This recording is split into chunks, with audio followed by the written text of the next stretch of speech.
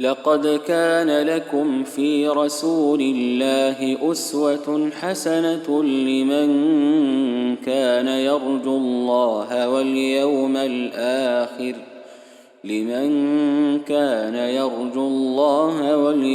الآخر وذكر الله كثيرا. Bismillah, all praise be to Allah, the most merciful, the most compassionate, and peace and blessings be upon our Prophet Muhammad sallallahu alayhi wasallam. Dear respected viewers, Assalamu alaikum wa rahmatullahi wa barakatuh. It's again my pleasure to share with you part of the life of the greatest man ever walked in earth, and how he treated the people around him and how he was treated by the people around him. A treatment of love, of care, of mercy, of forgiveness. In this episode, we'll be looking at, zooming as a matter of fact, inside the life of Prophet Muhammad sallallahu alaihi wasallam at the 10th year of Hijrah, and that is called the year of sorrow. Sorrow in the way that the Prophet sallallahu alaihi wasallam lost two of his main supporters. External support by Abu Talib, his uncle, and internal support by the greatest lady, Khadija, may Allah be pleased with her, his wife. So the Prophet ﷺ was feeling a lot of pain, has great loss that affected his own way of giving da'wah. In such a position, the Prophet ﷺ, when he lost hope in the people of Mecca, sought to go to Taif and expand his da'wah there. Unfortunately, the people of Taif rejected him in the worst way ever. Not only that, but they have mistreated him. Nonetheless, the Prophet ﷺ didn't lose his hope in Allah subhanahu wa ta'ala, who sent him with this message. So the Prophet ﷺ went back to Mecca. Unfortunately, the one who's taking care of Bani Hashim at that time, his uncle Abu Lahab, the enemy of Allah, the enemy of the Prophet, the enemy of Islam. So many issues gathered in the way, making hurdles in the way of the Prophet ﷺ and giving da'wah.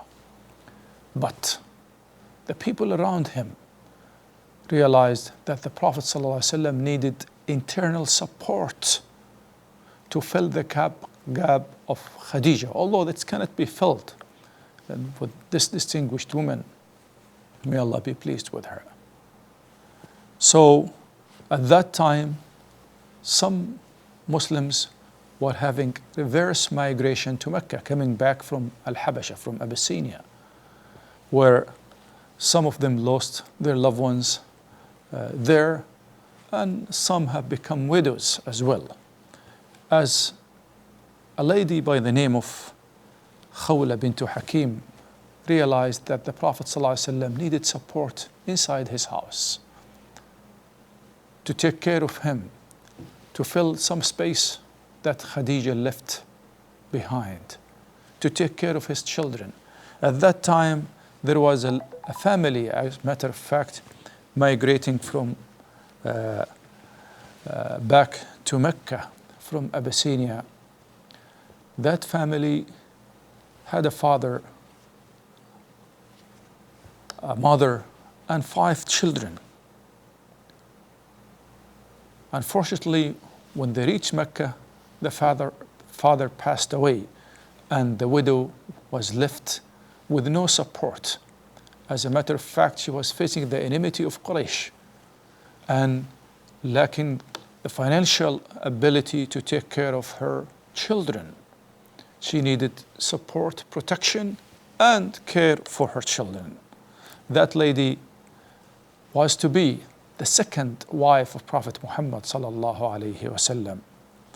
She was among the early companions who have accepted Islam, along with her ex-husband, As-Sakran ibn Amr.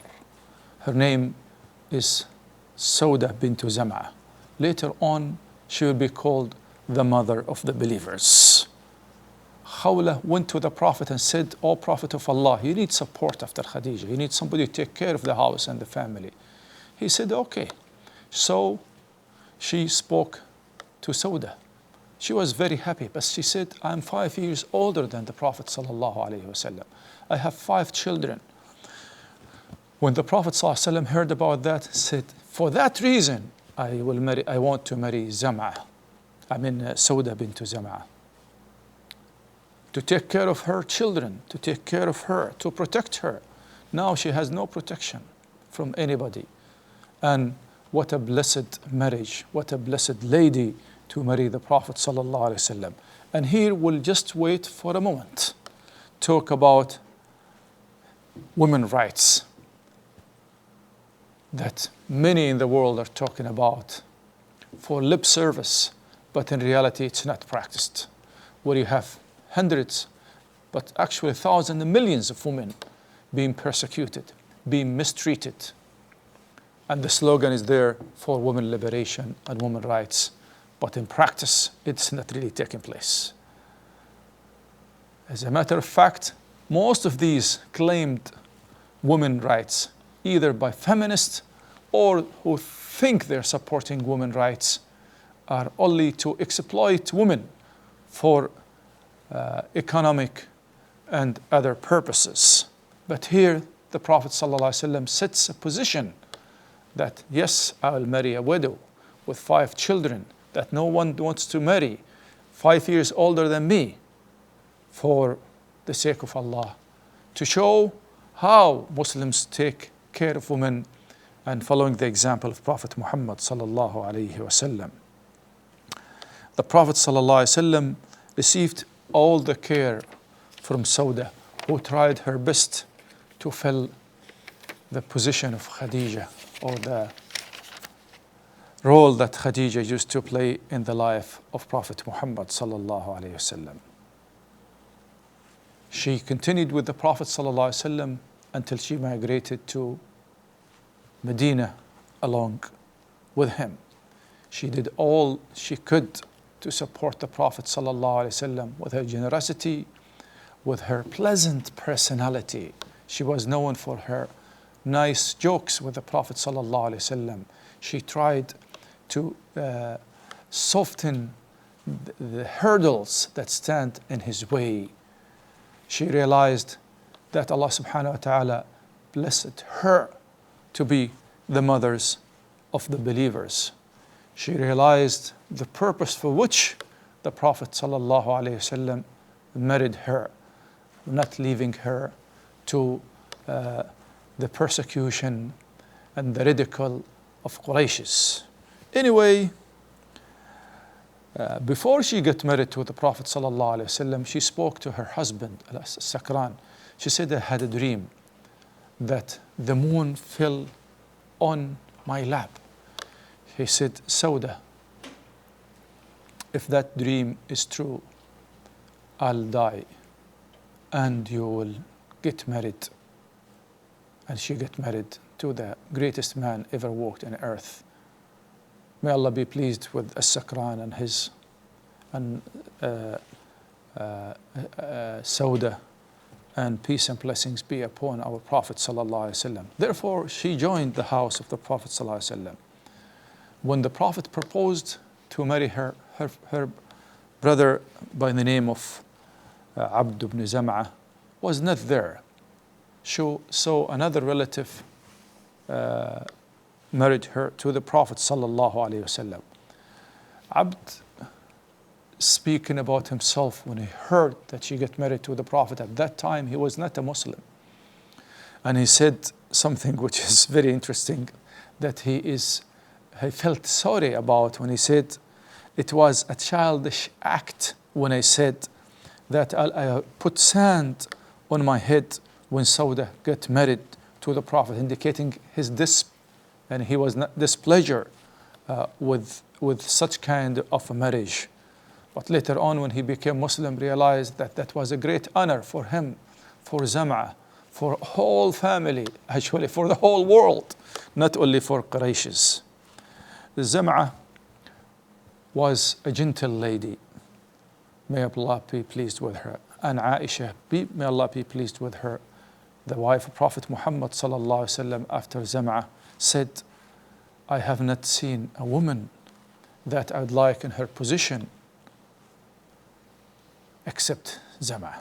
She was known for her generosity to the extent that when Umar, may Allah be pleased with him, gave her a sack full of money, at one night she distributed that all to the poor people of Medina after the death of Prophet Muhammad sallallahu alaihi wasallam. As a matter of fact, she requested the Prophet when she went to Hajj with him. She was an old lady and it was Muzdalifah, crowded. She said, is it possible, O Prophet of Allah, that I would move to Mina after midnight? And the Prophet ﷺ gave her permission, and that has become an excuse, for people who cannot stay in Muzdalifah until Fajr time, the weak and the older women, they could leave earlier. So this is another position of Zam'ah when she requested the Prophet sallallahu alaihi wasallam. Again, at the end of this episode, I remind you and myself and what purpose the Prophet sallallahu alaihi married. And this is another reason for the reasons that the Prophet sallallahu would get married, is to take care of the widow, of the women around him who have nobody to take care of. And that has been the practice of most of the companions of Prophet Muhammad sallallahu alaihi wasallam when they marry more than one wife, for a good reason, for a very important reason, to take care of these women, especially in the time of jihad. Many companions of Prophet Muhammad sallallahu alaihi wasallam die in the battlefield. Therefore, there is a need for somebody to support their families and to take care of them. This will make the end of our episode. May Allah guide me and you to the best, enlighten your houses with Iman, and shower us with His mercy. Wassalamu alaikum wa rahmatullahi wa barakatuh. لقد كان لكم في رسول الله أسوة حسنة لمن كان يرجو الله واليوم